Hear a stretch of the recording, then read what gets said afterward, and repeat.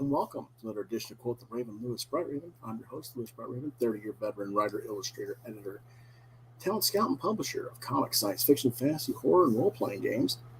And this is Monday, August 29th, 2022. It is a crowdfunding and creator guest discussion.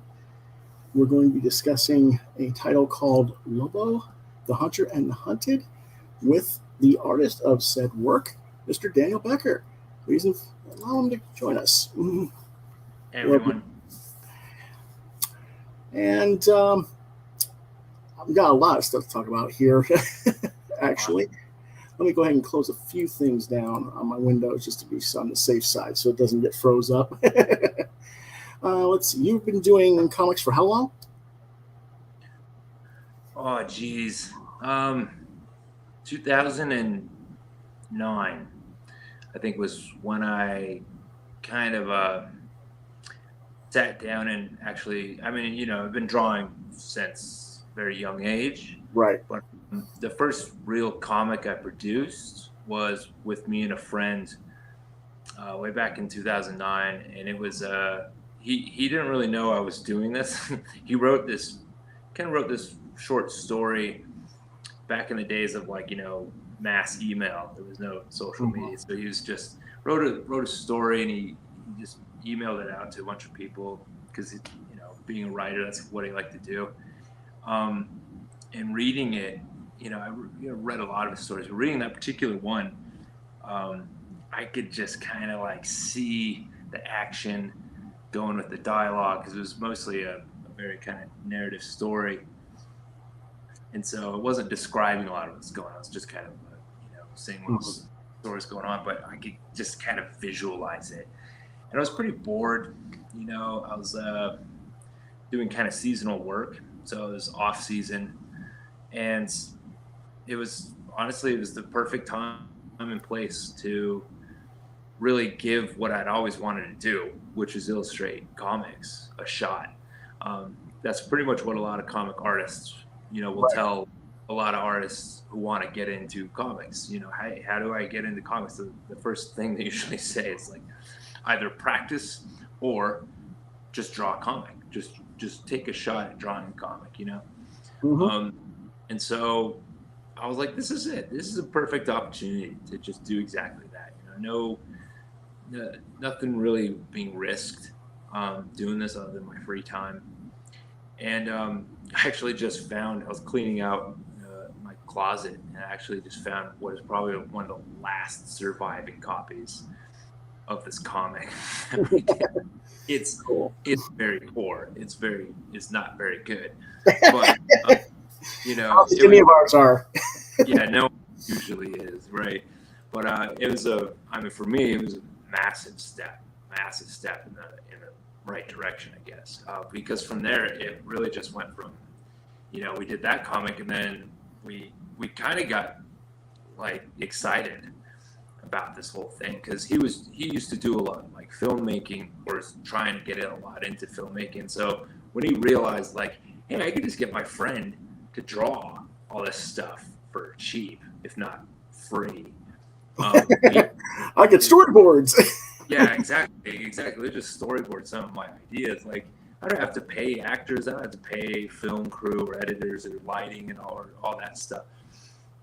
So yeah, we both got really excited about making stories, and we did another comic series, which was 3 issues. Again, pretty crude, but with each one, I was personally getting better and better artistically. And so it was after that third one, it was kind of like a noir, paranormal noir comic story. We thought we were brilliant. Little did we know, like everyone's got a paranormal noir detective comic story. Like there's dozens and thousands of them out there. So Yep. If you're watching this and if you think that's your big idea that you're gonna make it big with that, probably not. There's hundreds of them out there. Not that they're bad, but Right. just too many to really stand out from. But and around that time, so that took me up to long story short, because I tend to do this. I tend to take the scenic route with storytelling. I moved to Australia in 2012, and we kind of we didn't part ways, as friends, but I think as creators, he kind of was not really that interested in trying to do comics so much anymore. But for myself, it became the thing that I couldn't, I could not stop doing. It kind of really became my calling at that point. And so I pretty much just kind of struck out on my own. I was starting to do more art pieces, independent art pieces, trying to come up with stories on my own. And then in 2015, I put together my own self-written, self-illustrated, lettered, colored, everything. It was also around that time too that I made the big switch from doing traditional pencil, pen, and ink on paper, illustrated to digital in Photoshop. And mostly because moving to Australia, I had 2 suitcases, and so a drafting table and a bunch of art supplies doesn't really travel very well. So getting a Wacom tablet in Photoshop was about the best thing I could pretty much do without having to spend a ton of money trying to recreate the art studio. It takes a lot of, nowadays I think a lot of kids, a lot of younger artists, I think have the benefit of growing up in an environment where making digital art is pretty common. Yeah, exactly. So anyways, it's about 2015. I did my own comic. Part of it was to be like a portfolio piece, like something I could show off to prospective writers, prospective, portfolio publishers. And they all looked at it and they're like, yeah, you've got talent, but we're not going to publish this because, it's just not that great yet. But that was Master and Apprentice. And so, I was, fine with that because it's really, I think as a creative, it's like your 100th thing that you do. Probably going to be the one that really starts to get attention.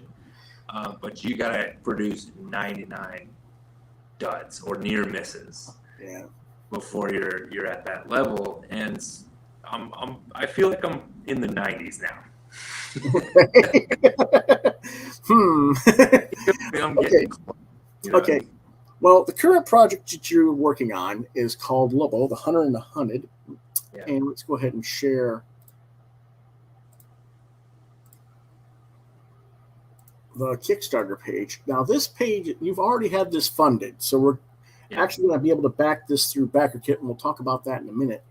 But let's give a quick description of it. It takes place in the United States in 1894, where most wolves in America were facing extermination by ever-expanding human settlers. In the New World, these newcomers made their homes where they pleased, and when food became scarce, wolves were blamed. As wolves dramatically started to disappear from North America, or at least the U.S., I think they were probably still there up in Canada. A small pack survived in northeast New Mexico. This pack was led by an infamous wolf known as Lobo. Lobo's pack became a scourge to the local ranchers. No matter what they tried, they could not stop the marauding wolves.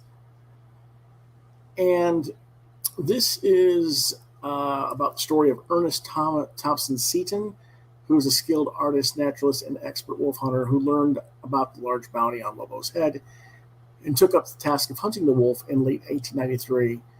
But he found that as talented as he was, he had met his match against Lobo and could not seem to get him. But Seton's experience in New Mexico changes him. He sees a wild and beautiful country rapidly disappearing. He sees Lobo as a symbol of the wild places and animals disappearing from their native habitat, many on the brink of extinction. This change would inspire him to protect the wild spaces and animals he loves so much and inspire others to do the same. So this is the true story of Ernest Thomas Seton and the famous wolf that would change his life and Americans' wildlands. Now, this is your project and writer Robert Young. Is Robert American or is he Australian or? No, yeah, he's in Oregon. Okay. He's been a writer for I think 15 years. And not just a writer, but I mean I think a professionally published writer. Oh yes, he is established very well. Yeah, he's done quite a bit of stuff.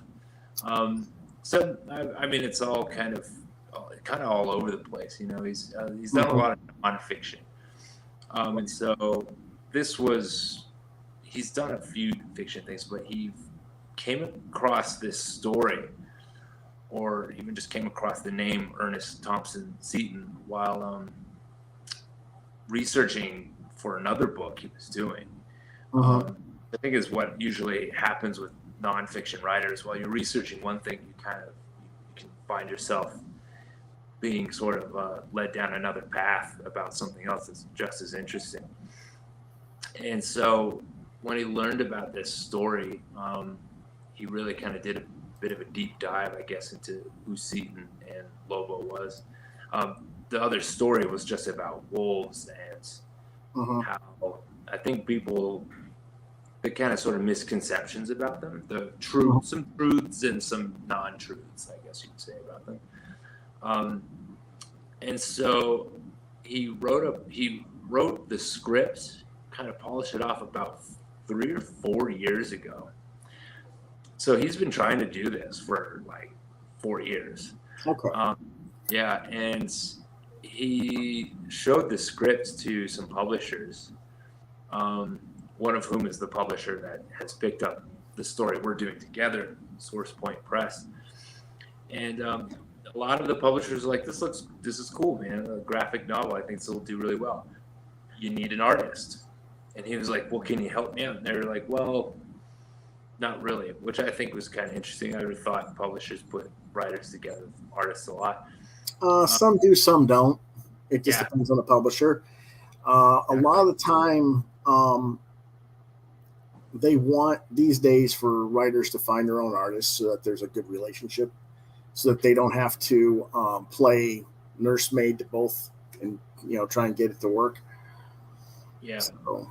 And that's kind of what he found out too, is that he'd worked with other artists in the past and he's had some good experiences and some bad experiences. So he was fine with trying to find his own artists. And he showed off the script to a lot of different ones, but because writers are even poorer than artists when it comes to sort of funding your own dreams, they're pretty much always the ones who have to kind of foot the bill. Yes. Try to get things which I think is a real pity. It's kind of unfair, but at the same time, we artists do a lot of the production, I guess, for it as well. Anyway, so he found me through the Kickstarter I was doing for the graphic novel Master and Apprentice in 2001. And so at that time, he was like, yeah, I need someone who can do this project artistically, but who can also run a Kickstarter campaign, because that's pretty much probably the only way we're going to get this funded. I was both really high and really just exhausted after doing my first major Kickstarter campaign.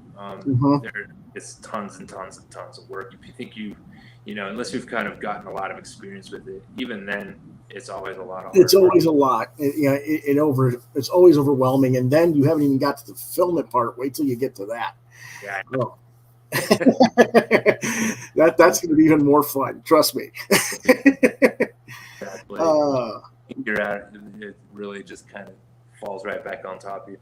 But anyway, so he pitched me the script. I told him, like, look, I'll come back around to it. Let me give me some time to read this. At that point, I was really ambivalent about doing any work for anyone that's going to just pay me. I think I was sort of in the headset, like, I just want to be able to sit down and draw and not be too attached to a project. I have to, like, work extra hard doing a Kickstarter for it. But the script, like the story about Seaton and Lobo, and that it was history, it was nonfiction, it blew me away. And I think I was halfway through it before I made up my mind that I was like, yes, I'm definitely going to get committed to this, because and it really just got more and more interesting the more I read it.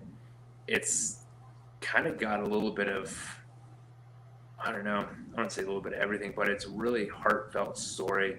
I think the whole, like, when we say, like, Seaton has a kind of transformative sort of experience, it's very true. I think we hope to, and that's what we hope to really convey artistically and narratively with the whole book.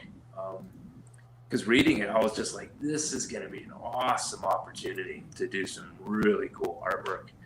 And that for me, I think, was where I really felt like, yep, I'm committing to this. This is going to be really cool. Hey, Pop Culture. Hey, North. Right now, Pop's the only one's in. I don't know if North left or something happened with his connection. That sometimes happens. Speaking of the artwork and what you wish to convey, let's take a look at some of the artwork. This is a straight up pinup. Is this a 2-page spread or just one panel? That's part of one of the pages. That's probably like the top half of one page. Okay. So this is Lobo. Lobo, and right? you are doing this completely digital. Yeah. Right? So are you using like a watercolor type coloring palette? Because it has a very watercolory feel to it. Yeah, I think I'm really just using I'm using a couple brushes in here. I mean, I first, kind of lay out a general sort of like penciled layout of the page, really rough. Then I go in and pretty much put down all the line art, which would be like the inked page. And then when I do coloring, I do, pretty much how all comic artists do it with the flatting. But then I felt like I was, when it came to like creating fur, I was trying to find an easy, like efficient yet effective way of doing it. So I had to create a fur brush and then use, take down its opacity and add a pressure sensitivity element to it so that I can just blend it in. With the backgrounds, it's a little bit of that same process. I got some textured brushes that I applied to this because I definitely want to kind of create a painty or like artsy look, if you say it like that. I also have to really sort of cut myself off at a few times, because there's a time to all artists, there's this tendency over rendering. Really get into it, and that's when you really stuff and you're making a mess, really. So I think there's a point where it's like, all right, step back. But I think the thing too about Seaton is that he was an artist himself. He was actually really pretty good artist. And so one of the ideas for this comic was to sort of try to study how his paintings kind of looked It's not going to be an equivalent in many ways. It's because this is going to be my artwork, and I want it to also look like my style. But I'm also going to kind of look at how Seaton would do his backgrounds. He does some really pretty stuff with atmosphere and lighting. Okay. That's what I'm going to try to get close to a little bit with some of these pages. Okay. Here's another page, another panel. This is probably the panel above that, or below it, rather. Yeah, it's somewhere in the double page spread here. But yeah, kind of showing Lobo. Oh, what is these red marks? Yeah, so I kind of was getting the idea for this.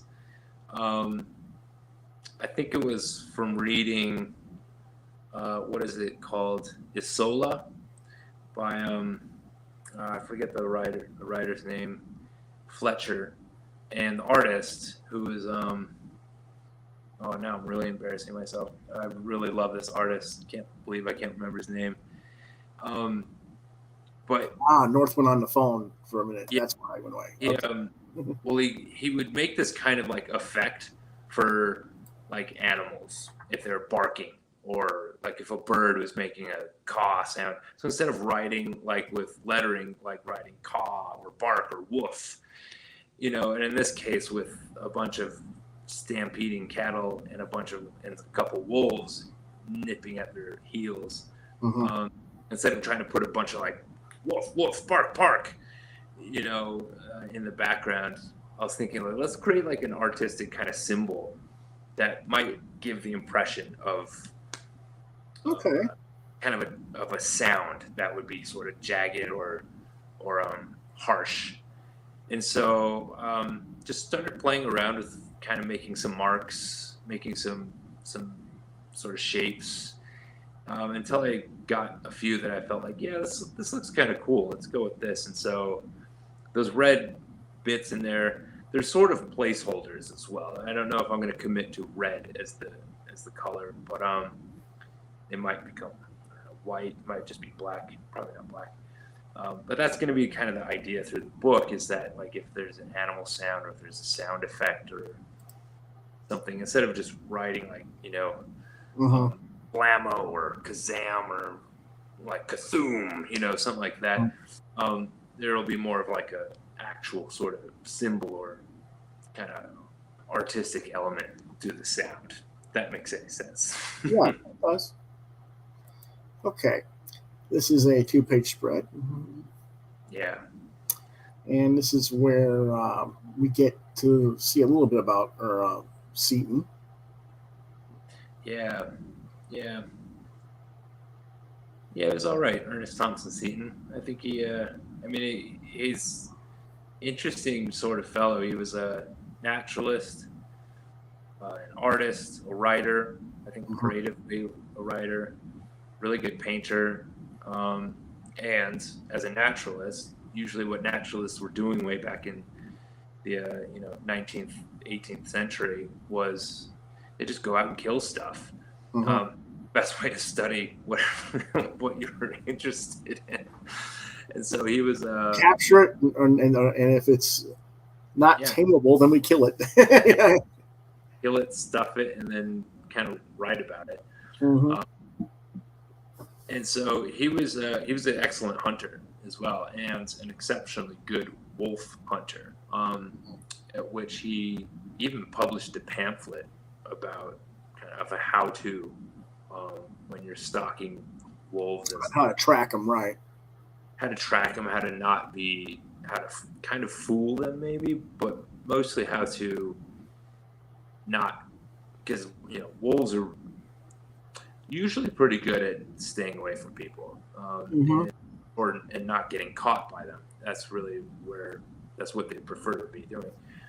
And so if they'll smell you coming like a mile away.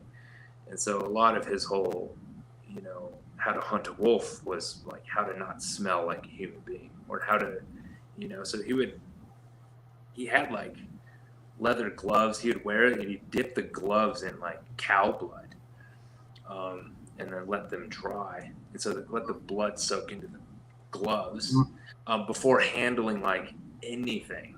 That he was getting like his knife, he had a bone knife, that he used to slice meat. So he didn't even use metal to cut the meat that he would then poison.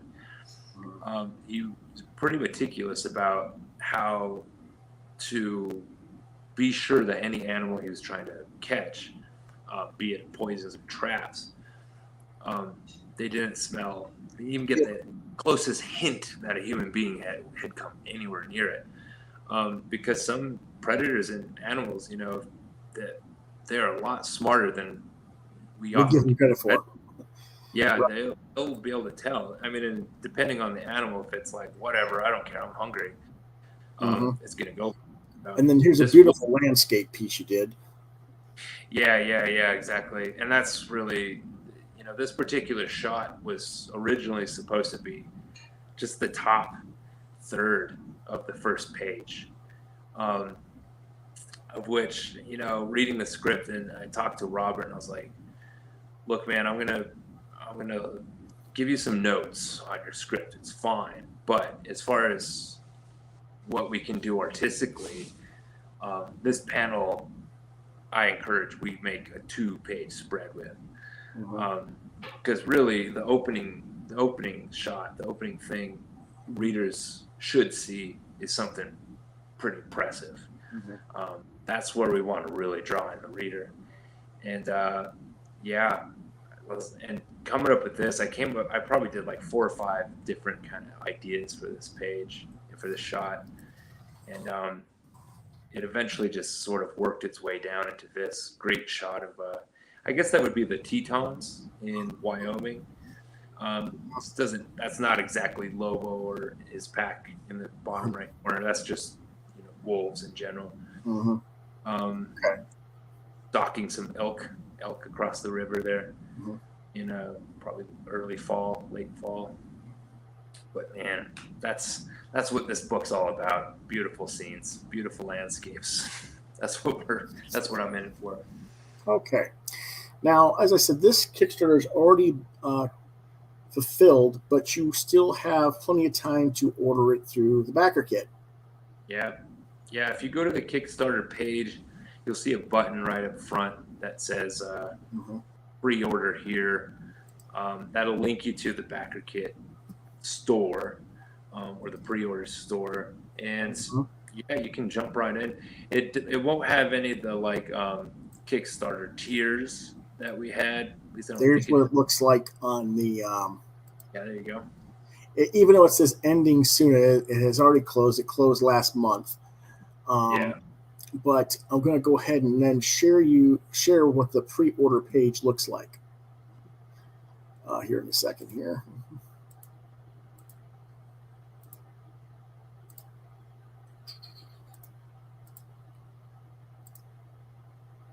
There we go. As you can see, it was funded on July 9th. It had 226 backers, and they raised $10,427 so far.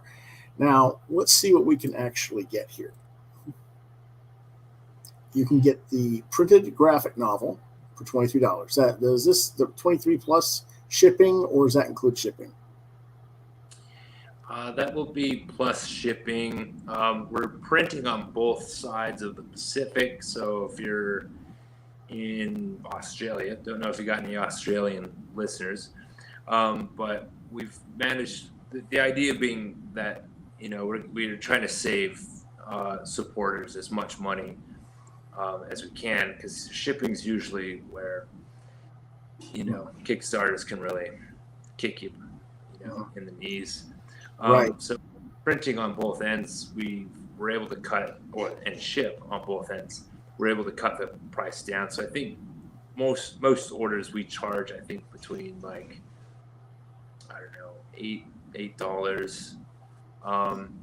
Well, you'll find out when you actually have the book ready to go. Yeah, exactly. So things are going to change in Biden's America. Oh boy, I know. Yeah, we're trying to. Go ahead. Yeah, we're trying to charge a pretty average price. But if we find too that we're overcharging too, we're gonna reimburse people because we can do that with BackerKit. That's why we kind of went with them, because they kind of give us that opportunity to be as exact, because there's sometimes some projects, man, they'll overcharge for shipping and handling and fulfillment, probably because it's pretty close to what the real cost of all that part is. But sometimes they're just doing it because it's a real pain in the ass, and they're going to make now, it. is this a hardcover or a soft cover? It's going to be soft cover. We thought about doing hardcover, but I think I don't know. I think it may have just been a little bit more hassle. Right. So soft cover, it's about 65 pages. It might really push out to closer to about 70, 75, because we're going to add a lot of really extra content into the back. A lot of sort of history about, Seton, some facts about wolves, kind of the process of making the book, extra artwork that wasn't used, unused covers, etc., etc. So it's going to be a really big, chunk of story. Okay. Now, is this the only thing you can get through the BackerKit? No. If you keep going down, you'll see the stuff that you can add on. Okay, these are the add-ons. Okay. Yeah. You can get a signed book plate, a wooden bookmark, Robert Young's kids book, Friends of the Wolf. Here's Master Apprentice, which is your graphic novel, right? Which you can order as well, which we'll talk about a little bit more in a moment. You can get an art print, 4 different art prints. So you got quite a bit of cool stuff there. Yeah, if you're into artworks, we got stuff available. You can even get a A5 watercolor sketch that I'll be producing. Get an extra copy of the book, and then some of the digital stuff as well. That was part of one of the tiers, because digital backers usually that's all you get. It's like the PDF. Listen, the guy's too ethical to be true. Well, I try to walk a pretty, I guess, straight and narrow path. But okay. Yeah. Now, since we're being truthful and ethical, let's give them an update on where you actually are with the book. Yeah, right. Way behind. That's about as truthful and ethical as I can probably be with you guys right now. It's not where I was wanting it to be in, what is this, almost September. Nonetheless, it's definitely that's all gonna change. I'm currently on vacation right now, back here in the United States. I live in Australia. Because of that whole COVID pandemic thing, I haven't been able to visit the U.S. since 2018. That was the last time I was here. But anyway, so getting back to work in October, it's pretty much, pedal to the metal. We're going to try to hit early 2023 deadline. But knowing the story, like being the artist and knowing, a lot of this is already in my head. And so I think production-wise, it's really just a matter of sitting down, laying it out, doing the line art. I think the coloring is probably the part that takes the most time, because that's the part too where you really want to start cooking it. And knowing where to sort of pump the brakes, add some, take some back, that kind of process is where you can really kind of get hung up.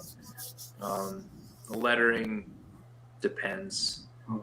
Well, you have the pre-order, and it says it ends in 93 days. So you've got 3 months to decide whether you guys want to back it or not. Yeah. Officially, or order any of this stuff.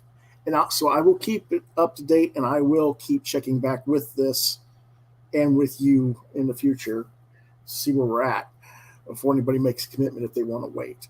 Number one. Number two, you say that this is probably going to come out, or I was reading it somewhere. It was either this one or the Kickstarter page that was going to be scheduled to come out on December 12th. So if you can get it out in January, given all the delays that printers and other things have, I don't think anybody's got a right to complain. Yeah, look, I know. Honestly, it's I say this because, interestingly, when we were advertising the Kickstarter, Mm-hmm. there was a lot of people that had a lot of hesitancy about backing it because they were like, I've been burned once, burned twice, you know? Yeah, a lot of people delay their books, unfortunately. And, you know, I mean, this was your first Kickstarter like this, right? This is my second Kickstarter running it, but first complex kind of Kickstarter. We really try to do a lot of kind of different ways for advertising, you know, networking, but also, you know, planning as far as printing on 2 different continents, shipping on, calculating all these different fees and whatnot and costs, and then trying to sort of get a ballpark number for funding that we really need. So it's definitely a more complex thing, and it's different, especially because with Master and Apprentice, it was pretty much 95% finished. So see, there's a difference. Yeah. If you have your project done before you ever launch your campaign, it's fine. But so many people either only have a part of it, or they haven't even started on it because they want to see if they're actually going to get back before they actually invest time in it. And then the wait comes because it takes time to produce, no matter what it is. Yeah. And people want stuff lickety split when they order. So yeah, quote Tom Petty, man, the waiting is the hardest part, and I understand that too, because I've definitely been burned on some Kickstarters where it was just like, oh yeah, we're experiencing some delays, we're having some production issues, the artist has decided to quit, and then that's like usually the last update you hear about the project, and it's like, okay, I guess this is never going to happen. And I mean, what I think is not only on the line from I wouldn't say printers are the bane of independent creators. I think it's more just the whole situation after COVID, and everybody's trying to make excuses, because by now everybody should be more or less copacetic at this point. I think we're more or less recovered on this, so I don't think that's the issue per se. But like he says, he's doing 2 different printers, one for each, so that makes a difference, I guess. But I mean, most orders are going to be in the U.S., and so I think for U.S. backers, things will probably be a bit more streamlined. And again, who's fulfilling it? Who's actually fulfilling it? Is Robert going to fill it on states, and you fill it? That's a bridge we're going to cross eventually, because I think depends on if he's up for it or not. I think he definitely could. Well, he should. I mean, if you've got to fulfill it, you're in Australia. That still means, dang. Like even when I came over here, like last week, I printed a bunch of the like Kickstarter perks. I finished all that, knowing that save us like $100+ if I could just bring it across the Pacific and then send it to him within days, instead of trying to ship from Australia to the US is an arm and a leg. So that's why, like being able to fulfill on both sides of the planet, pretty much. Yeah, I've had that where people have ordered stuff from me from Australia or Korea, and it's costing them more than the book costs for shipping. And I'm like, I didn't know. I'm sorry. Let me throw a few. I'll throw a few extra sketches in or something to make it worth your time. But damn. I know it's gotten like that before the pandemic. It was pretty steep. Yeah, this is even before the pandemic. It was like that. Yeah. So afterwards, it's really rough. But I think 2 things to keep in mind is that it's not just the quality of the book that's at risk. I mean, that's gonna be first and foremost. Is producing an excellent story, an excellent book, because that's what will stand the test of time. I don't want to look at this graphic novel in 5 years and see some corners cut because I was worried about getting this fulfilled for backers. Right. I want it to look as good as it did the day it got finished 5 years from then, and not have any regrets about that. This is the website address for the actual BackerKit page. It's also a link down in the description of the video, so you can do that as well. Again, you have plenty of time, as you can see, 93 days. And plenty of time. But yeah, I mean, I'll say this too, you know, it's also my name, my reputation as a comic producer that's also on the line. And so for that, for hesitancy, I've even talked to a few people into BackerKit, just saying look, you're not dealing with Kickstarter, you're dealing with me. And I'm someone that, you know, takes my track record pretty seriously. And so this book is absolutely going to get finished. It's absolutely going to get in people's hands. Because for me, this is it's another big step as far as trying to do this professionally, and as a career. And it's also gotten already picked up by a publisher. So they're the ones also waiting for this as well. So you said SourcePoint is going to actually release this for you, or? Well, they're going to release the mass paperback or whatever. Yeah, exactly. They'll get it after we do our Kickstarter exclusive first printing of the book. And so with this Kickstarter version or crowdfunded version, that's going to have all the extra content in the end. It'll have a lot of the process stuff. It's where you can get the cool little goodies to come with it. But it's where we kind of give the early investors of the story something more that when SourcePoint gets it, they're not going to be able to. We're just going to keep that part out. So the story, but are they going to release it as a trade, or are they going to go and break it down into a series? It'll just be a trade paperback. Correct, because it's a standalone story. So, and North 3 says he's in Canada. He pays $25 a book and $25 or more for shipping. It hurts.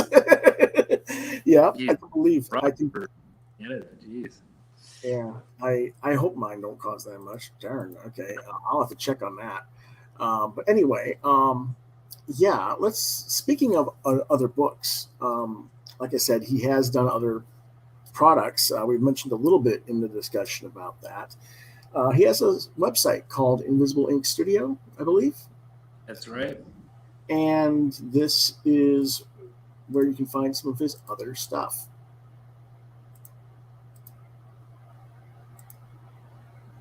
This is just sequential art, but he has other stuff on this site as well.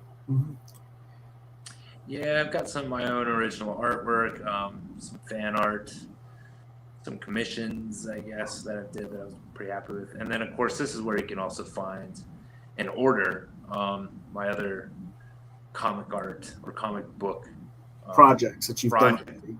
Yeah, exactly. Which is that one right there, The Trial of Socrates, which I actually just finished the final book in this 3-part series. Finished the artwork for it the day before I left onto vacation. Okay. So it was and man, we started that back in I think it was 2017 or 2018. So bit of a big end of an era sort of project, because it's 3 parts. It's historic nonfiction about the trial and execution of the famous Greek philosopher Socrates. Really, really good story. It was really well written. J. Galt Miller, he's a really good writer. I think you seem to like things that are. You're not the big superhero type guy per se necessarily. You like to do something a little bit more. I don't want to say historical, but I mean these happen to be historical. But I don't know, more diverse than superheroes. Right. Yeah. Nothing wrong with superhero stories. I read plenty of them. I'm just more in the good story sort of camp when it comes to entertainment. That's what I want to read. It doesn't matter if it's got capes or claws or superpowers or none of the above. You know, a good story is a good story. Really, what got me into doing Polis was that there was money involved. Hey, that's always a motivator. Exactly. And because I think, you know, not many other artists were keen to draw just a bunch of Greek dudes, a bunch of dudes in sleeping, you know, in bed sheets. And so I think for me, I was kind of like, no, I like Greek history. I like, you know, the myths and ancient Greek stuff. And there's fortunately a few opportunities to draw some, you know, hoplites spearing each other with their shields and some warfare going on. What I didn't quite realize at the time when I was getting myself into was like double page spreads with like thousands of soldiers on them, and you know, having to draw these little armies in perspective across 2 pages. So is all this stuff also digital illustration? All digital now. Yeah, since moving to Oz, I've pretty much committed to digital illustration. Okay. I mean, that said, it's still drawing. Yeah. You just have a different tool to work with. Yeah. No, I don't think anybody really should be knocking digital illustration. Not anymore. Maybe 10 years ago you might get away with that, but nowadays it's kind of like everyone's doing this. So, massive respect to the artists that still do it by pencil and pen, but digital artists, yeah, good on you, man. It's I mean, I still like to draw on paper because I think it gets your mind working a little bit differently. But when it comes the main reason I don't draw digital is because I had an old Wacom tablet, but I can't look down at the tablet and back and forth between the screen. My brain doesn't work that way. And when I say an old Wacom, I'm talking about before they had them where you could actually draw and see what you were drawing on the tablet.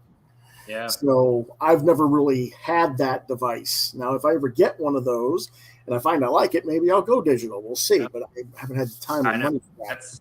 That's the other part is like there's a lot of investment for going digital as well. Like not only just the Cintiq, which is that one where you kind of literally draw right onto the monitor, but the software itself can really bite you. What is it? Photoshop. They have a subscription service, but that's what everybody has. Everybody's working in Procreate or GIMP or other things now. It seems like Clip Studio, I think, is the one that's Clip Studio is another one that's popular too. Yeah, and it's what a lot of artists are using.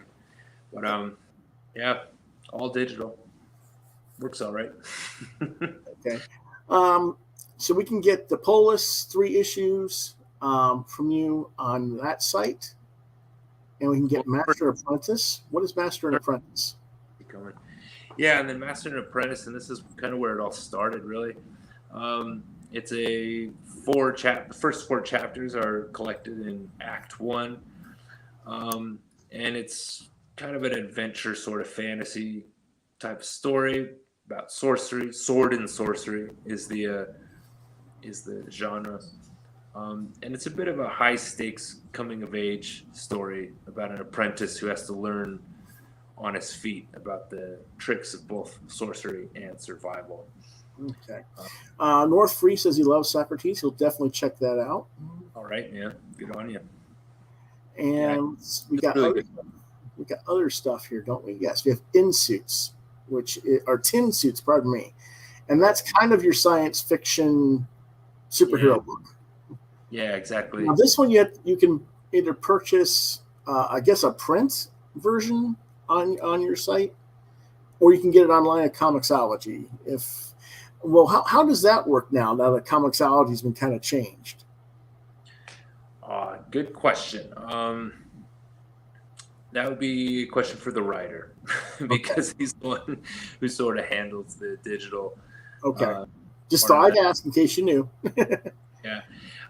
Yeah, that's right. I remember that, because they really messed up their whole site. I don't really read comics digitally unless it's like a Kickstarter project that I got. But it seems like they really made it very unintuitive and not very user friendly. Right. for whatever reason.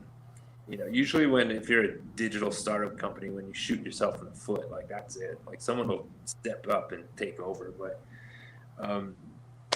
yeah, it's somewhere on there. That's all I can say.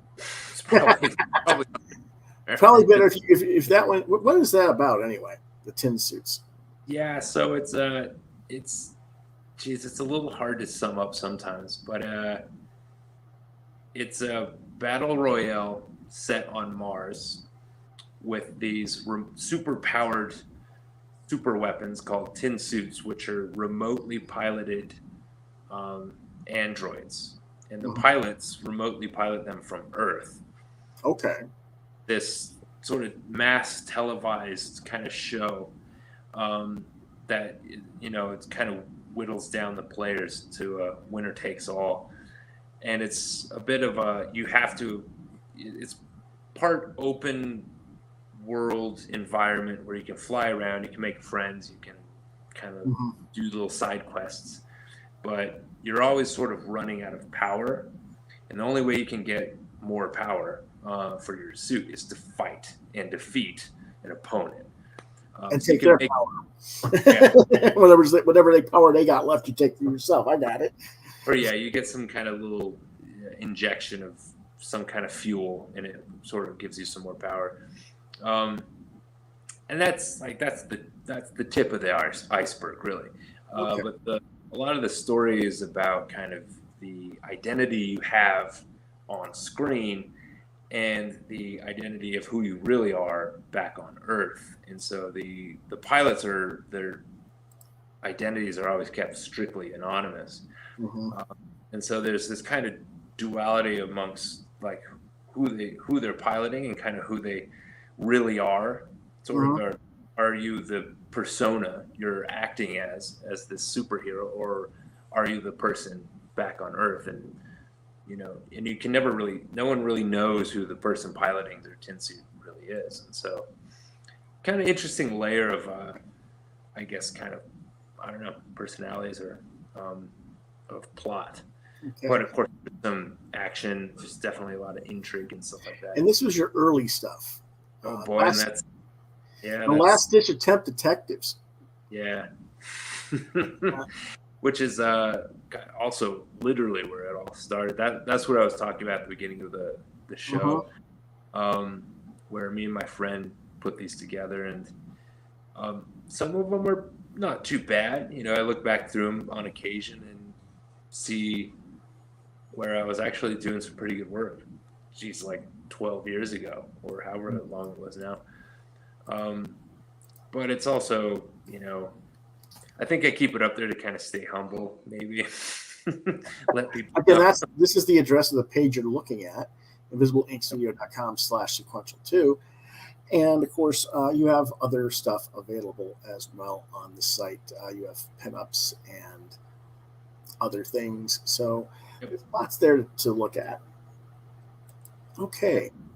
Again, I want to thank you, Daniel, for being our guest this evening. Oh, thank you, Lewis. Yeah, this has been fun, man. I appreciate it. Yeah, and again, make sure you check that project, Lobo, the Hunter and the Hunted out. We'll probably revisit this again a couple times over the next few months. I'll check back with you probably October or November to see where you're at in the process. Yeah, right. All right, that's good. Yeah, because he says he's on vacation for the first time in 3 years back home. I don't know how much time you're going to have time to actually draw while you're on vacation. Yeah, look, I always like try to believe that I've got time and the mental sort of bandwidth for it. I mean, I've got my tablet, which we're talking to right now, and I do have my Apple Pencil, and so I think if anything, I'll just be doing some sketching and get the breakdowns maybe. Right. Yeah. Exactly. Or at least just keep my skills sharpened. Because before I left, I was pretty much in pretty hot mode. I was just pumping out pages, feeling really good. And so usually when you take a break, you really gotta retrain a little bit. You really gotta do a lot of warming up before you get. It depends on how long you've been away from it. Yes. But it's always fun. Um, Yeah. Okay, and I'll also keep you in mind for one of our live draws. Maybe we'll do something where we can just draw live and share whatever we're sketching when we Sure, get man. down the road. That'll usually be on a Saturday, my Saturday, which would be what? Well, it'd be your Sunday, wouldn't it, Something in like that. Australia? Yeah. How many hours ahead is Australia from us? I forget. It's on the time zone, but I think from Pacific, it's like 15 hours. It'd be like 18 hours, I think, for Central or Eastern. Jeez. It's a far. Yeah. So if I said noon on the Saturday, it would be like 6 a.m. Sunday, your time. Yeah, exactly. Yes. Or even early. I think it's more like 4 or 5. Ouch. Yeah, come on over here. 4 o'clock in the morning drive. Sure. Totally. Yeah, like when I launched the Kickstarter for Lobo, I got up I think at like 4:30 to try to split the time difference so that like people in the US could start backing it at 12 o'clock noon. And then time went on. When the Aussies woke up, they'd wake up with that little email in their inbox. Yeah. a little bit behind, but not too far. Yeah. But yeah, you make do with it. Yeah. Okay. Well, I want to thank Daniel Becker for being here, and we will revisit this in the future. So have a good night, Daniel, and I'm going to get into our reviews. All right. Thanks, Lewis. Take care, guys. Thanks.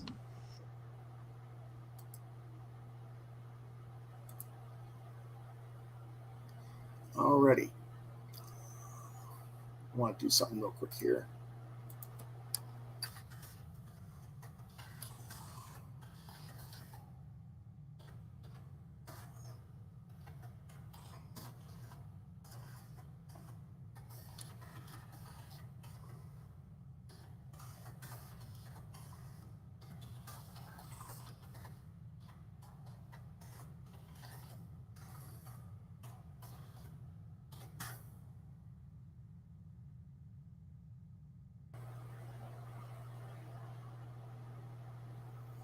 Alrighty.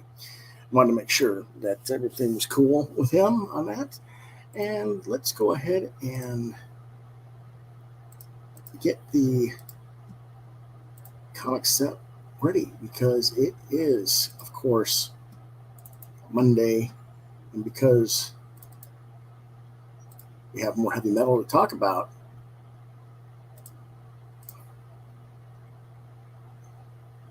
if this silly thing will share. It's not wanting to share.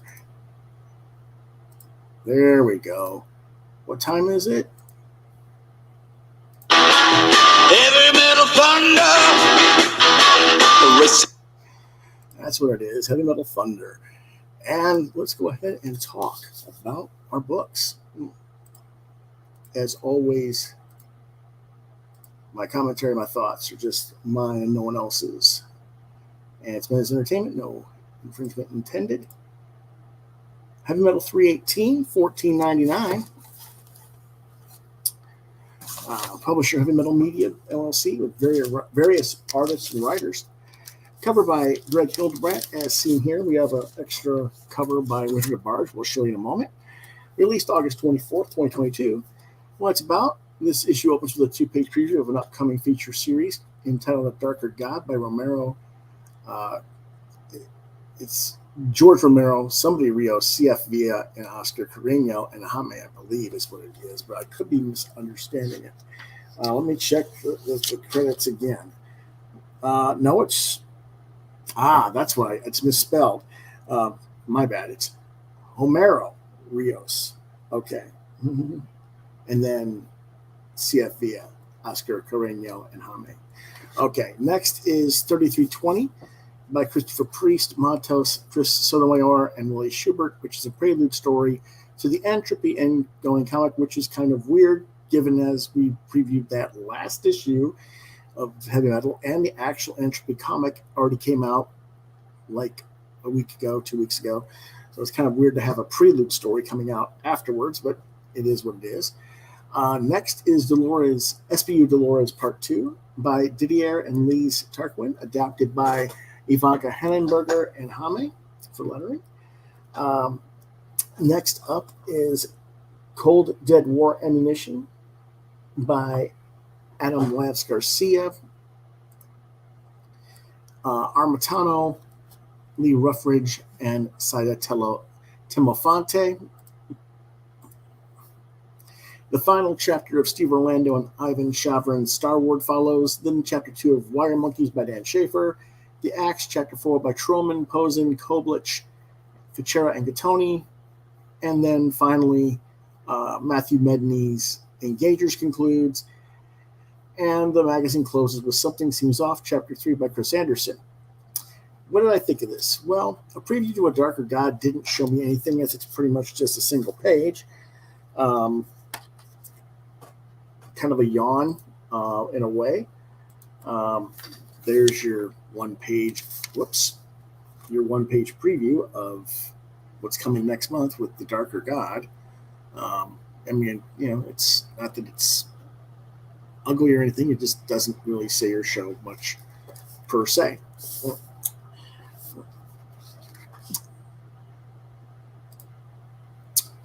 3220 was interesting. I like the art for it.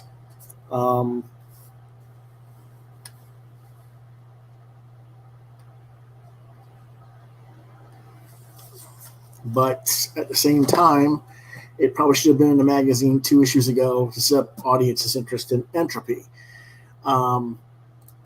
Here's some of that artwork. It's pretty nice looking stuff.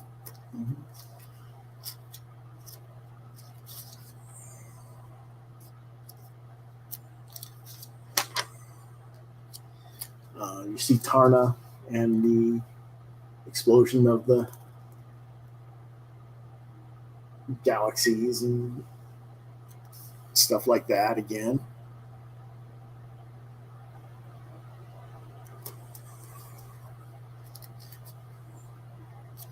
Some more artwork.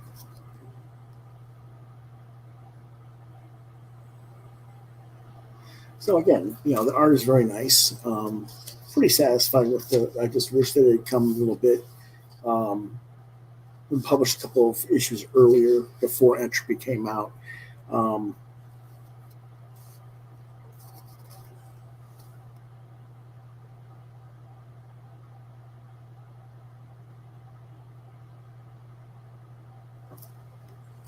So there you go. Let's see what else here. The next one is, of course, SPU Dolores. It is always quite good for the type of story that it is. It is Space Pirates. I think the Tarquins do very nice artwork. There's some wonderful ship-to-ship battle scenes as the heroes are being chased down by thugs. I do think it is the best entry overall in this issue. There's some of the outlook for that.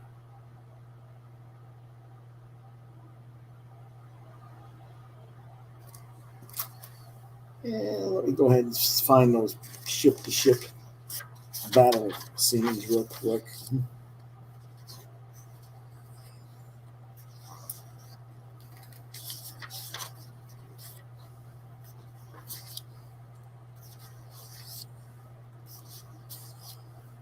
Lots of pages in this particular story. It's like 40 pages of story.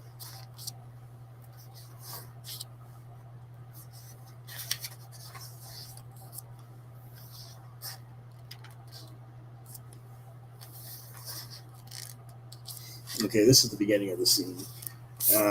They're being chased by all of these people that are going to try and capture and take over their ship.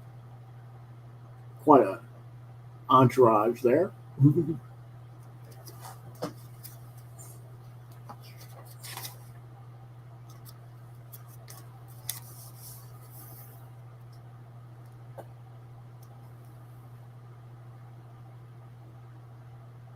They finally figure out how to unlock the ship's defensive capabilities so they can fight back.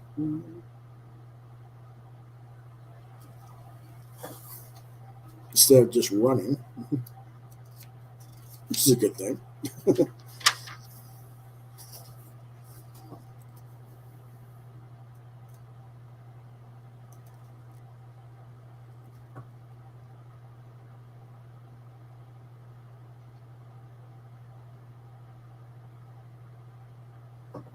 they get their clamps on the side of the ship, and they realize they've got something like a space napalm pellets to explode everything.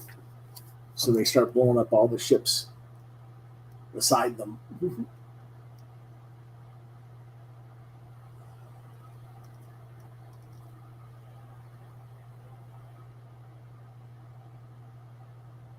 Pretty cool stuff. Very enjoyable episode.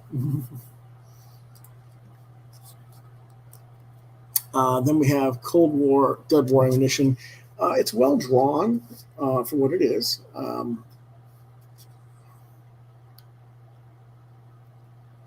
The story is a little bit wonky. They got zombie soldiers, and they're talking about whether they have rights or not, and whether you should treat them fairly or whatever, and comparing it to the Black Rights Movement because some of the zombies are black, and so it's a little bit, I guess you could say, woke, if that's the phrase you want to use. I'm not a big fan of it story-wise. But as far as the artwork goes, the artwork is pretty good.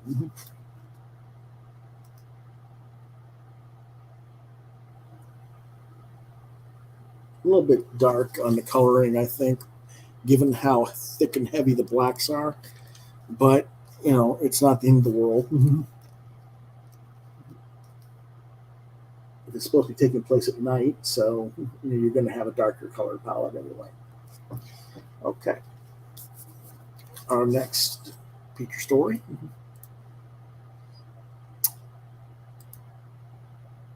was Star Wars, which is it's pretty much extended the way I expected it to. The girls defeat chaos and rescue their dad. The god,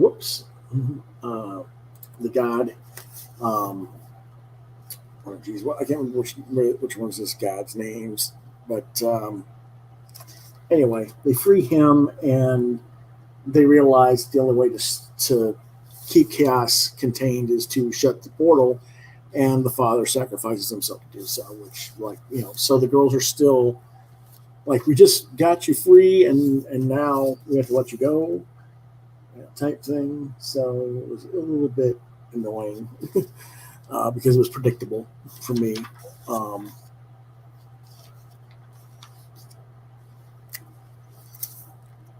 But the art is nice enough for what it is. Like I say, it's kind of a Sailor Moon type story, very Sailor Moon oriented with the color palettes of the girls and different powers they have. And then after they succeed, they go back to their daily lives, but they're also the protectors of whatever, the universe or whatever, secretly. So let's see. Next up is Wire Monkeys. Actually, let me go ahead and show you the last page of the Star Wars. That's where they're all in their superhero selves. This is Brain Frame. I'm covering up the bottom because it's all nudity, basically. Very openly. So virtual reality stuff for Wire Monkeys. If you remember last issue, the two lead characters basically got killed, but they got spread with this rare DNA that basically reconstructs them and brings them back to life, all better now. And so that's what this is about. She's trying to find, one of the girls is trying to find her lover, who is trapped inside a medical facility because she couldn't pay her medical bills. So they disembodied her, and she's living as a head with all the wiring jacked up inside her skull and everything. It's rather crazy, but so she goes into the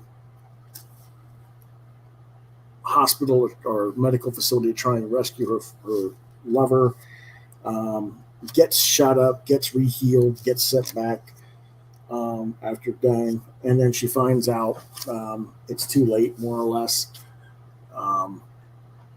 as you see, she gets shot up. All that's going to heal back to normal after she gets shot up. Isn't that nice? Painful. And then they got another enemy robot that's ready to kill her anyway. But she gets there and she finds her lover, who's basically just a disembodied head with the wiring stuck in her skull. And she's like, "Oh, well, actually, I cheated on you, and my other lover is up above me in the console above." So she sticks them together and then leaves, which is rather dumb, but it is what it is. There's a lot of directions that this story didn't appeal to me as far as the relationships between the characters were concerned. So, whatever, like I said,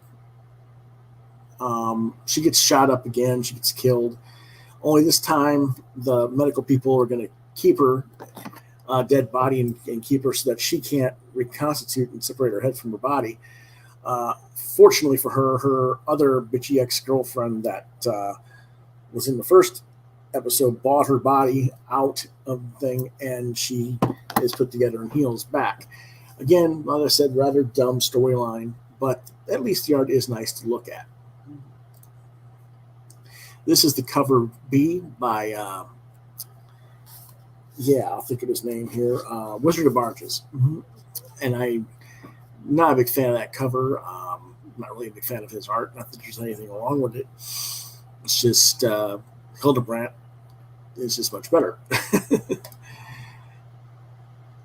The Axe storyline, it dropped a notch or two, which is not a surprise because I didn't think Brian Posey could keep me interested. He usually doesn't. But at least he kept me interested for a few issues. The trio of characters now have a groupie demon chick from hell that sort of looks like a cross between Lady Death and Gene Simmons' demon, who wants to help them escape back to Earth so that she can experience existence on that plane. So they get into more fights against other demons trying to find a way to get out of hell. And, of course, the Guitar Kid dies. Or does he? Bleh. Whatever. Engagers was mercifully concluded. Very dull and boring to me. Art was okay, but the story concept never really grabbed me. And something seems off. Chapter 3 was okay, but because of how much pages the other stories were, it was a little short on the page count this issue. Overall, this issue is a rather pedestrian effort with a lot of lackluster closures to storylines that I wasn't particularly that fond of to start with. Well, I wouldn't say any of these stories were weak in terms of the art, the storylines. A lot of them were just, they're there. Recommended for ages 17 and up. This issue I only give 2.5 stars because, like I said, the only one that really stood out was S.P.U. Dolores, and the other ones are just kind of there. Our next book review is The Kill Lock, Artisan Wraith, number 1 through 6. Number 1 through 5 is $3.99, and number 6 is a double-sized issue at $7.99 from IDW Comics. The writer-artist is Livio Ramondelli, lettering by Sean Lee. Genre is science fiction, and it was released between March and August of 2022. What it's about. To maintain order in the future, the forgers of a robotic society created the ultimate punishment, the kill lock. 4 criminal robots would be forever linked, so that if one died, they all would. The brilliant and devious artisan led those he was linked with, a laborer, a kid, and a holy warrior wraith in search of a cure. Only the cure didn't exist, and the artisan knew it. But the artisan got what he wanted out of the deal, his unparalleled mind taking over the wraith's near indestructible body at the expense of the rest of the group. But the artisan wraith wasn't the only one to ever have escaped the kill lock. The first issue introduces the Resolver, who's another robot who survived a kill lock and now works as an assassin who tracks down and ends robots who try to break their kill lock. She and her partner, the Lurk, those were the two covers. Those are the two individuals that you see here. The purple one is the Resolver, and the bottom one is the Lurk, who's another assassin robot who can go cloaked like a bird of prey and then he loses his consciousness, are seeking out the Artisan Wraith, both for the Forgers and for the Resolver's own agenda. She wants the genius Artisan Wraith to cure her partner's memory loss condition. The second issue introduces you to the Resolver's full team of robots planning to take down the Artisan. They make their attempt and they get totally decimated by the Artisan, with only the Resolver and her broken sidekick, the Lurk's bodies left alive on purpose. Then we see inside the Artisan's mind. The kid and the laborer and the Wraith from the first miniseries have their programming imprinted still inside the Artisan in the body of the Wraith. He killed them all last miniseries, but then took over the race robot body, remember. The third issue delves into the psyche of the Artisan and his intentions. See, the Revolver thought she'd gotten a signal out to the Wraith Guard to let them know the Artisan had corrupted the Wraith and to help try and get them to come raise the planet that they're trapped on. Only that was the Artisan's plan the entire time, to let them send the signal and bring the Wraith Legion to them. Meanwhile, Axial, one of the robots who invented the kill lock in the first place, accidentally led and set things up to allow the Artisan to do what he's done and take over the Wraith's body, reveals to the Resolver and her partner Lurk that the kid and the laborer are trapped inside the Wraith's code as well. So the Wraith, the laborer, and the kid's programs are trapped inside the body of the Wraith while Artisan controls the shell. The Wraith Legion is on their way to stop the Artisan Wraith, but are they prepared? I have to say, so far, it's a very well-paced story, and the stakes keep rising for all the characters and the plot on both an emotional and a tangible threat. John Norris is in the house. Good to see you, John. A lot of people have come and gone for the first half of the show, but you're catching the second half. Issue 4, as everyone prepares for the Wraith Legion to arrive, we learned that the Resolver was actually a target to be killed by the Lurk, but that she faked her own documents of her death and instead became his apprentice and then partner, and we get to see an affectionate sort between the two as the characters' origins are explained. I really like how Wilman Deli can write emotions into his robots as well as he does.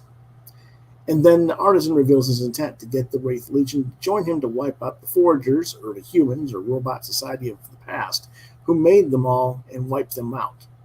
This gets the Wraith, who's trapped inside his own body with the kid and the laborer, to freak out when the Wraith Legion agree to the Artisan's terms. Really, this series is moving right along. This was supposed to be a 7-issue series, but was cut back to 6 with a double-sized final issue. I'm guessing this is because, as with most quality comics, the idiot retailers are too busy burying it beneath the mound of X-Manure for anyone to find and read, which I find to be sad, but it is what it is. Issue 5 has an interesting reveal as deals are fulfilled and the Artisan gives up the Wraith's body and allows the others to return to their own shells as well. But we learn an ominous truth about the Wraith Legion, which brings us to issue number 6, which is the double-sized finale. Again, this was supposed to be 7 issues. I am presuming they just put the last 2 issues together in one because the sales weren't strong enough to maintain it through a full series, and that's a tragedy. But damn it, did the creator pull off the finale and stick the landing on it? I don't really want to give away any of the reveals of issue 5 or 6. It's just really beautiful stuff, so I'm just going to sum up the overview. The Kill Lock, both the original miniseries and this one, is one of comics' most overlooked series. Both books like this and Kanto, which I've reviewed many times on this channel, really should be considered IDW's bread and butter instead of the crappy-ass licensed comics that are at best half-assed fan fiction that they're more known for as a company. I wish that retailers would learn to better examine the products that are offered to them and learn how to market the best content available to them, because I believe the hobby would be enjoyed by a much larger society if they did. I recommend this series for ages 13 up. I give it 5 out of 5 stars. Last but not least, we have to get my camera back over here. I had to move something over. But our last book of the night for reviews is Meta, also known as Metalinguistic Crimes Division, for $5.99 from Scout Comics. Writer Marcelo Silveira, artist Andre Freitas, color by Omar Vignole, letters by Davis and Maines, cover by Brow. Genre, science, fantasy, crime, released August 24th, 2022. What it's about. Star comic writer Agatha finds her artist boyfriend murdered and believes that the comic book characters they created together are to blame. Her brother Alan, who's a wannabe novelist, arrives to offer her support in her grief and accidentally finds himself sucked into an unfinished comics page. Adding to the confusion, a police unit that specializes in meta crimes arrives and starts investigating the case. Without doubt, things are about to get much worse for both Alan and Agatha. Now let's get to the actual comic. The cover looks nice. As usual, however, with today's comics, it bears no resemblance of the artwork to the content inside, but it looks nice. The story is actually very well done and rather truthful to the world of publishing. Our aspiring author, Alan, is, I guess, sort of a social media influencer or something, because he is allowed to give seminars on how to write stories for sales, but apparently has never been published himself. That sounds pretty typical for today, social media world. Normally it would be an impossible contradiction, but not in today's YouTube arena. His sister Agatha is an up-and-coming hot comics writer who lives with her boyfriend, who's her artist. They're talking on the phone, that's Agatha and Alan, after Alan has been rejected by a publisher again, and they begin to have an argument because she actually gives it the publisher that his work sucks, basically, which begs the question why she would even risk her own fledgling career by promoting him to a publisher and get his work seen, but I guess family is family. So they're having this argument over the phone when suddenly her boyfriend screams, "Run," and she hears a thud, and she in the other room. And she comes in, she finds a severed head on the floor with no body. Pretty solid, interesting opening sequence of events.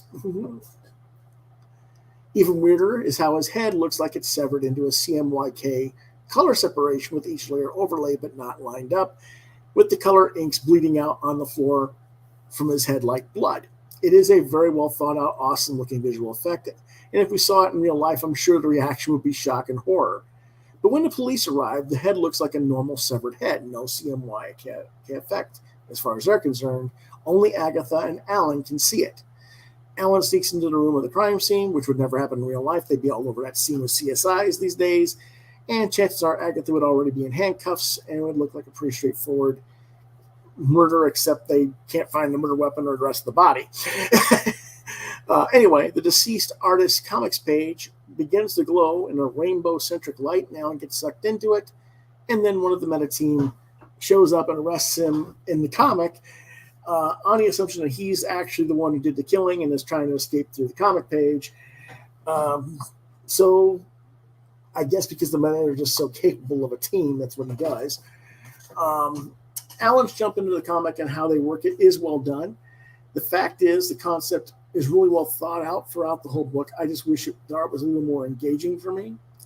The meta team are investigating, and eventually they let Agatha and Alan go to Alan's place of rest to be questioned later, but Agatha then gets sucked into her laptop by a mysterious third party, possibly Alan and Agatha's father, through another one of those rainbow type portal type things.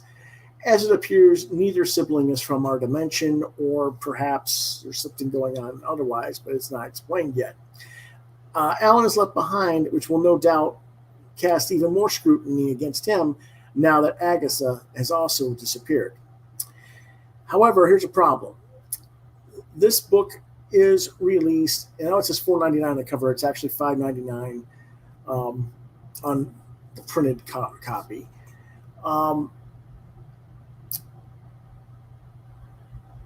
This is only a one-shot book, preview book, and then it's going to be released in entirety in a graphic novel for the whole story. And to me, I just say, why not just released the book as a graphic novel in whole without the one-shot preview book that they're going to make people pay $6 for. I'm not saying the story doesn't intrigue me enough to want to read more. I just feel like I just wasted $6 and I have to figure out how to get the trade, which I didn't know I was looking for because I thought I was getting it in singles. That's very annoying. And Scout Comics has a problem with doing this. They release books as a miniseries and then decide, oh, we're going to do it nonstop because the orders weren't high enough to warrant. So they just release the first issue and then go straight to trade. I don't like that. So, it is what it is. Recommended for ages 14 and up. 4 stars for the concept and the execution, but 1 star for the one-shot format. Here's some of the artwork for that. This is where the meta team is torturing a cartoon cat to get him to confess to a crime because they did a live action film of his cartoon and he decided to kill the real life cat because he didn't like the real life cat that was portraying him in the live action version. Kind of silly, but it is what it is. Here's where Agatha finds her boyfriend's head.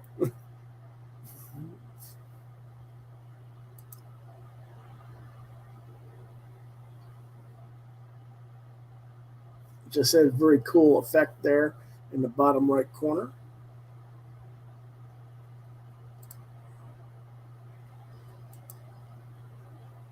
And this is where he finds himself inside the comic. And then there's the guy from the team that's arresting him for no real reason. And they go back into the real world after he's arrested him. Mm-hmm. Okay, that is all for now. Mm-hmm. Tomorrow will be, I'm looking for, where is it? Oh, okay, it's not there. It's over here. I guess. Let's see. I hope it's over here. Nope, it's not. Okay, just give me a second.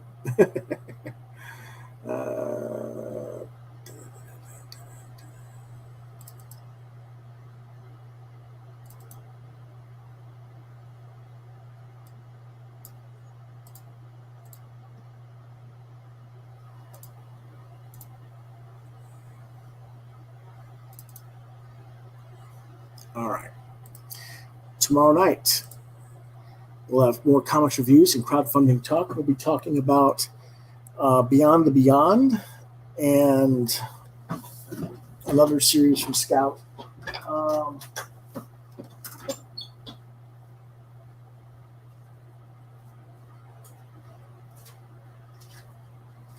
Cities of Magic, that's what it was. And we'll also be talking about Where Starships Go to Die from Aftershock Comics. That'll be tomorrow's book reviews. And we'll also do some crowdfunding discussion as well.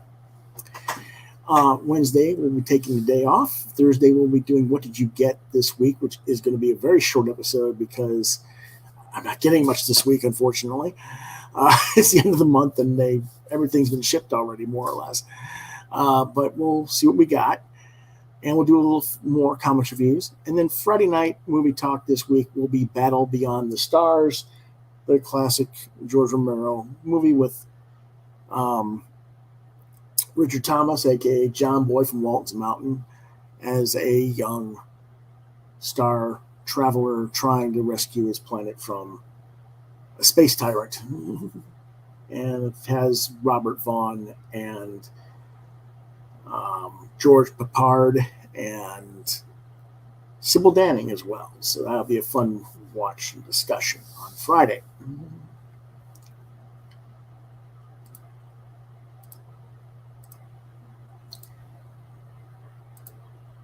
So if you appreciated this episode, well, before I do that, let me go back here and share some things because John came in late. Let me go here real quick. I mean, I know you're probably going to watch the rest as well, but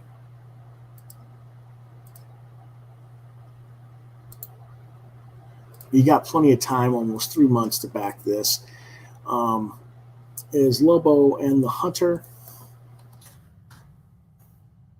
And the website you go to. There should be a link to it below in the description as well. It is a true story based on naturalist I can't think of his first name. Just give me a second.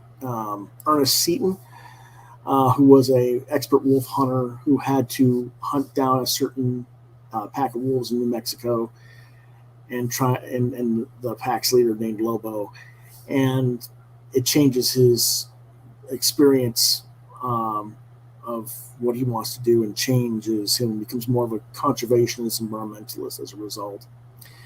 And of course, there's other projects as well.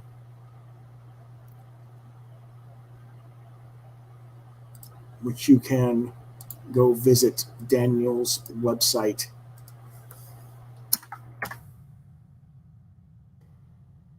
And MidsWorkMakeStudio.com sequential 2 and check out that work as well.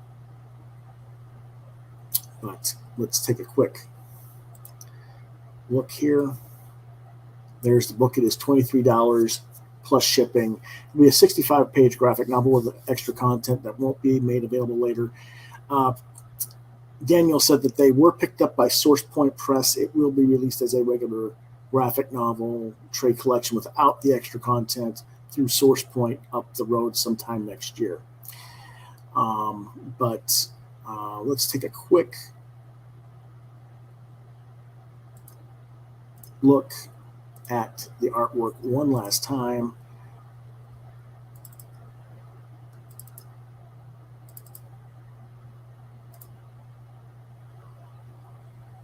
For John.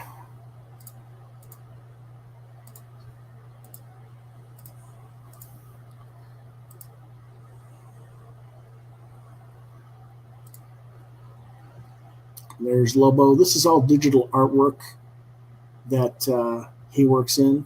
Mm-hmm.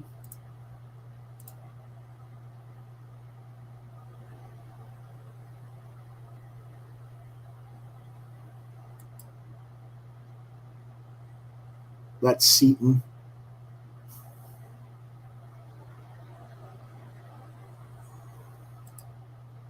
And there's another.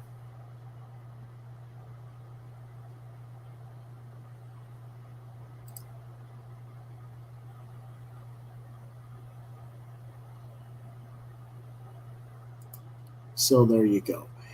Alrighty. You can always watch the rest of this discussion with him when we go into replay. Let's see. So if you liked this episode or you think others might,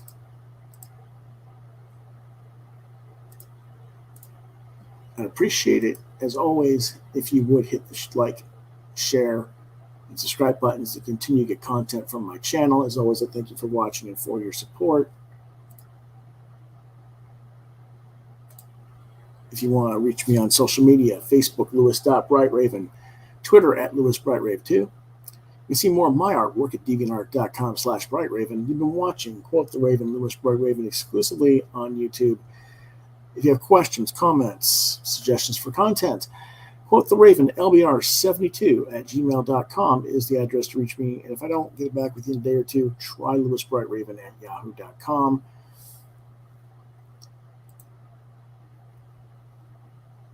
That is all for this time. Thanks for watching. Have a good night, everyone.